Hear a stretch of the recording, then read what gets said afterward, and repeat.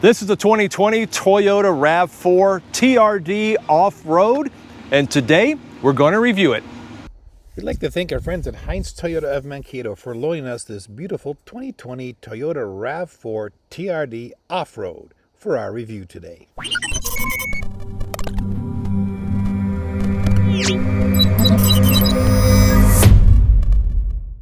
Hey folks, I'm Rob. And I'm Nathan. And we are Two Guys in a Ride. And Nathan, what are we taking a look at today? Rob, today we are taking a look at the 2020 Toyota RAV4 TRD off-road. That's right, but say, before we do, if you want to keep up to date with all the new cars, trucks, and SUVs, and you want to know how to operate all the technology that's built inside of them, plus you like cool collector cars, take a moment and hit that subscribe button down below.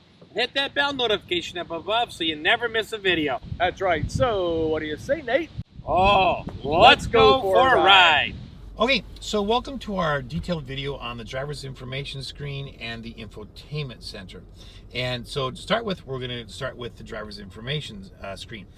You do have an RPM gauge on the left and a fuel gauge and a engine temperature gauge, all analog, on the right. The middle is a 7-inch digital driver's information screen. Your speed is always given in digital out display, and then this screen down here is kind of what you can change. There are a few things that show up at the top here, like your if your lights are on, you'll see a little symbol show up right here. You got your clock. It's interesting that it gives you kilometers per hour and miles per hour at the same time, which I think is interesting. But you know, an analog speedometer would have both. So I think that's kind of interesting. I've not seen that before, where they display at the same time. All right, so basically you're gonna use the left, right, up, down arrows, the OK button, and then the back button on the left side of the steering wheel. So if you look towards the bottom, you're gonna see a bunch of icons. So you got the leaf, you got this car, you got the music note, you got another car, you got a gear wheel, and then you've got a triangle. Okay, so these are all your different menus that you can go into. So the first one here we're on is the Leaf, which is economy. You did notice a minute ago there were two dots. That means there's two screens, so I can use the up or down arrow, and now I can go down to the second screen. Those are the two dots I'm talking about. Okay, so the first one gives you eco while you're driving, how economically you're driving, and then your distance to empty. The other screen gives you your distance to empty and your total average miles per gallon, which, believe me, we're just sitting in a parking lot, so it looks really bad. But up on the highway, it was in the upper 50s and 60s as I was in cruise control. All right, and then you can press OK to reset it if you want. All right, I'm going to go one to the right.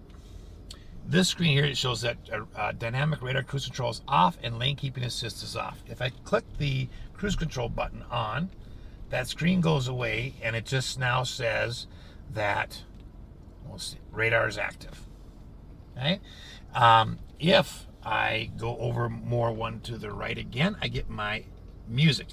So right now it's currently streaming from Bluetooth through my phone. Okay? I can push OK to go to a source, and I can go through all the different sources.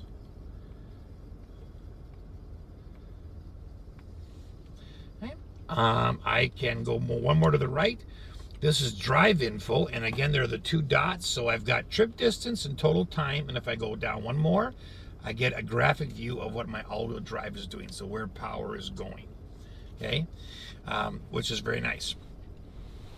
Okay, if I go one more to the right, I get the gear wheel. Now this is where your safety systems are. So you've got your lane tracing assist, you've got your pre-collision system, you've got your blind spot monitoring, you have your rear cross traffic area, and then you've got your road sign assist. So this helps to read road signs like this, you know, what the speed limit is. And then you can, to activate any one of those, you just press the OK button, and it turns it either on or off. Turn it again, it turns it back to on. Okay. Now, if you want detailed settings, you're going to press and hold the OK button. Okay, and that's not on all of them. You can see that it's on some of them, and it will tell you hold OK for detailed settings. So I'm going to press and hold, and I've got a brightness and I've got a sensitivity. Okay, and then I can just press the back button to get out of it, or press the OK button to change it. After your safety systems, you have vehicle settings and then settings for your driver's information screen right here. So let's look at vehicle settings. All right, here you have your power release rear door. And if I click on that with the OK button, I can have the system on or off. So now it's just a manual door. I can adjust the opening by however many inches. Okay. And if I hit the back button, I can change the volume beep on it when it opens. Okay. So I'm going to go down here. You've got tire pressure warning system.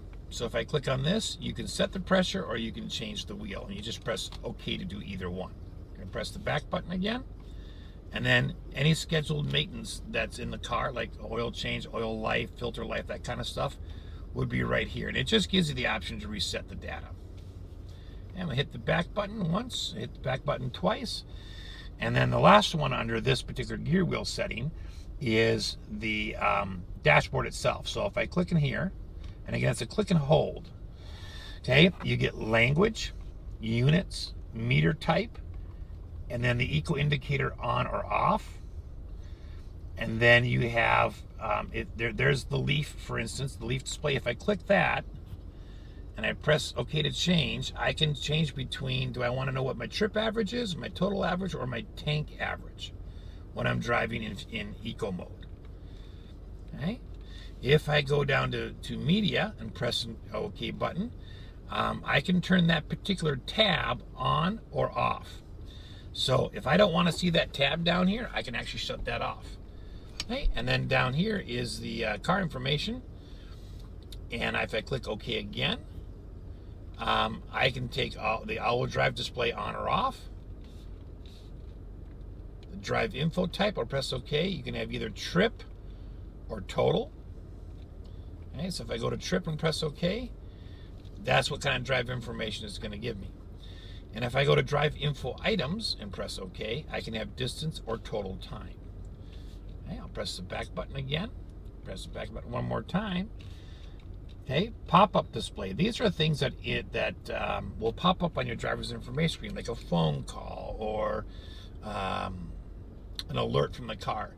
So if you click on that, you can turn the telephone part on or off. You can turn audio operation on or off, or volume operation on or off. And that's just by clicking that OK button. I'm going to hit the back button again. Okay, you can turn this whole middle screen off right here. It says mid off. And then you just get what's on the top and bottom. And I'll go back again. I'll see, I like having that on there. So I'm going to go back here. Okay, go down to default settings, and then you can reset to factory settings if you want. Of course, I'm not going to do that. All right, keep going back. All right, I got one more over to the right, and this is where you get messages.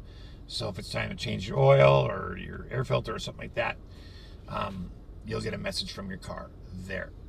Okay, or like an airbag sensor is not working or something. Okay, and that's the driver's information center.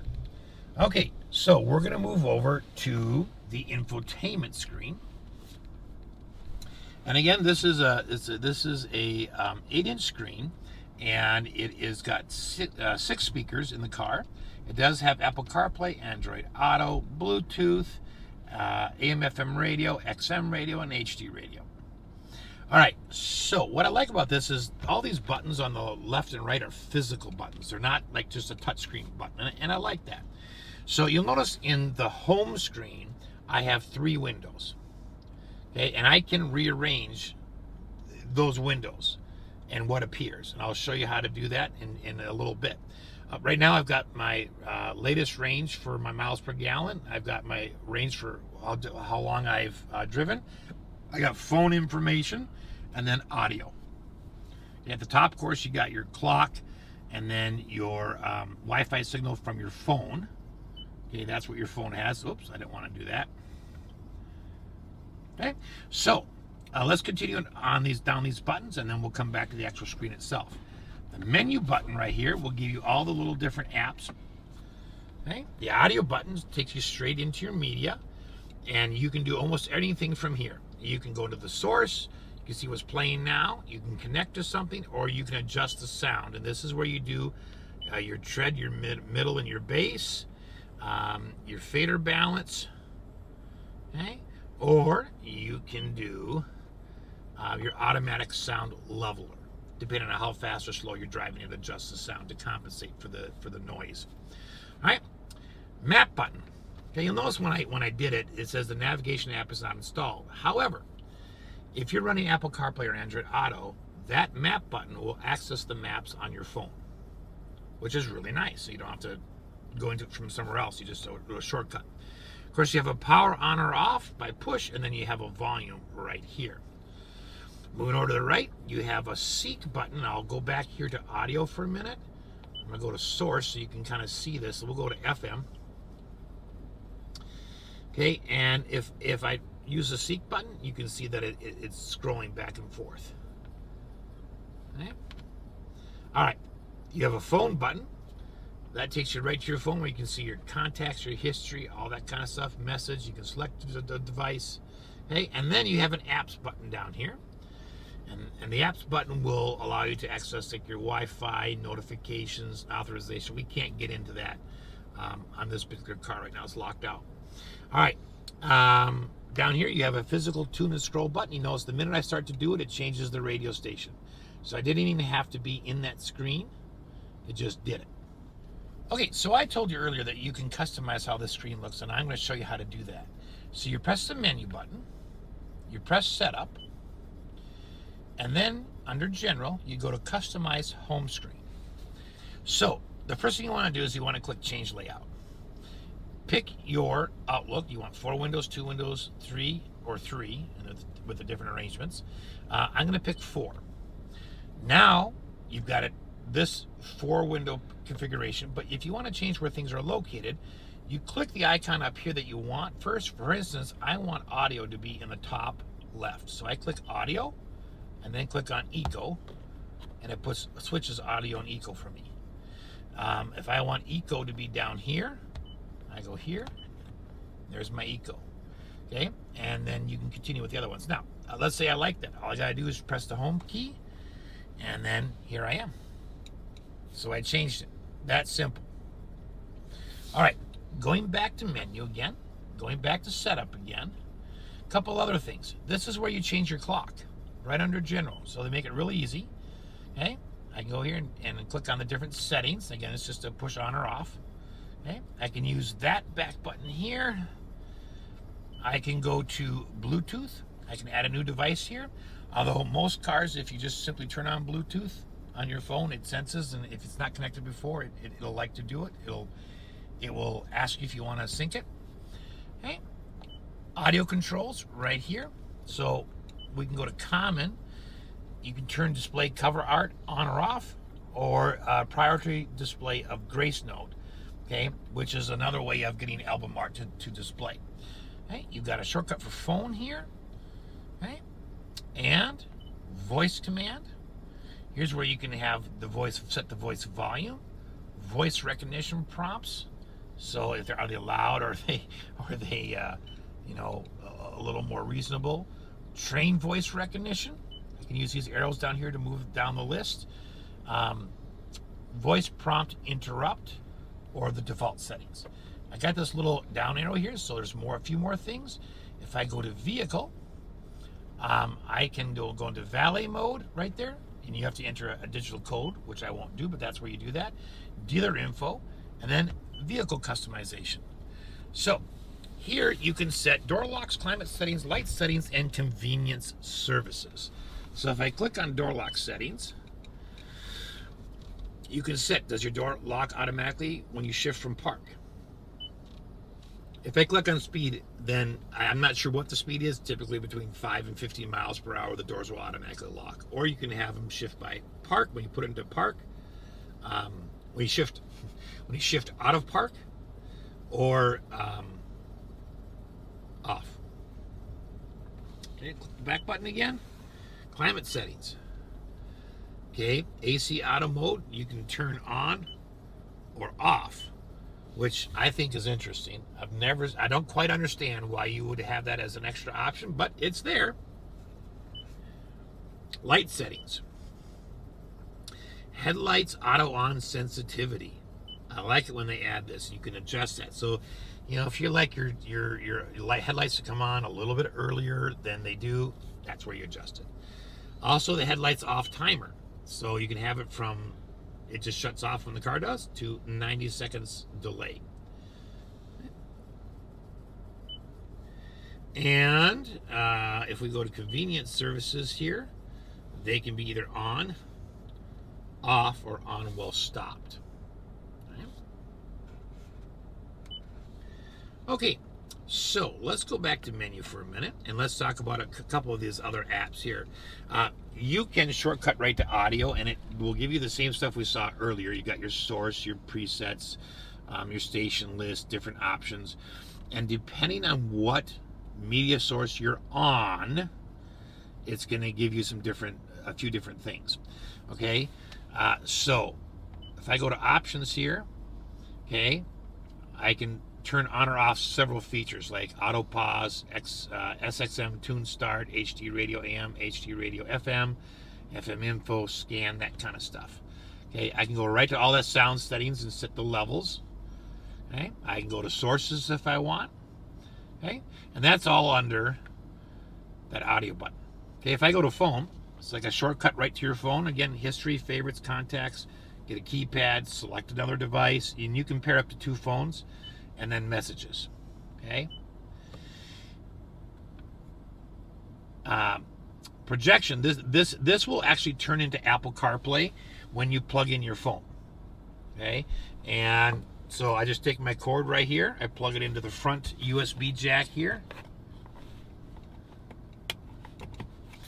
Okay. Take my phone.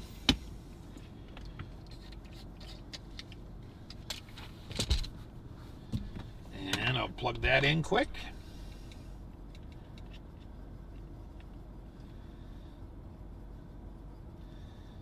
Okay, and we'll give it a minute. See, it turns to Apple CarPlay. So now, if I tap on that, this is all from my phone. Okay, and I've got a couple different screens. Okay, so here I've got a split 3 screen with my phone stuff. So I got home, I've got media, and I've got a navigation map. Okay, these are all the different apps that will work off my phone with Apple CarPlay on this car. Okay, so there's quite a few. As you can see, there's several different navigation apps that will work. Okay, you have some shortcuts that are right here. So you can go right into Google Maps. You can add your destination from there if you want. You can go right to Pandora, or you can go right to your phone. Okay. If you take a look at this button right here, this just takes you, okay, that just takes you back to all the app. All right. So that's how Apple CarPlay will work. Just plug in your phone. The other one I want to show you quick is Info. And Info here, you can look at vehicle alert history, or you can look at your eco settings. Okay? And you can clear it or go back even further in history. I hope this has been helpful. Thanks for watching.